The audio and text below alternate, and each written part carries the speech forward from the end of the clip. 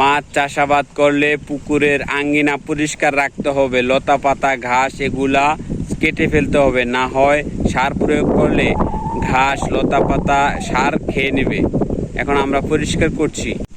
আমরা মাছ চাষাবাদ করি, বাচ্চা মাছ চাষাবাদ করি হ্যাচারি থেকে ডিম এনে। দেখতে পাচ্ছেন এই পুকুরগুলা, সব পুকুরে আমরা মাছ চাষাবাদ করি। এটা হলো আমাদের ডিম দেওয়ার পুকুর। ডিম দেওয়ার পুকুরগুলো একটু ছোট থাকে, কারণ ডিম মাছগুলা যখন 15 দিন বয়স হয় তখন আমরা নিয়ে অন্য বড় পুকুরে ছাড়ি। আপনারা দেখতে পাচ্ছেন এই পুকুরটি হলো ডিম দেওয়ার পুকুর। এই পুকুরে আমরা মাছের ডিম দেই, দেওয়ার ফলে যখন বড় হয় তখন আমরা এই বড় পুকুরে এনে ছাড়ি। আর মাছের খামারের আশেপাশে যদি আগাছা হয় তাহলে খামারে সার প্রয়োগ করলে এই সারগুলা ঘাস খেয়ে নেয়, লতা পাতা খেয়ে নেয়। তাই জন্য আমরা দেখতে পাচ্ছেন ঘাস উঠাইতেছি, খামার থেকে ঘাস উঠাইতেছি যাতে খামারে কোনো আগাছা না থাকে।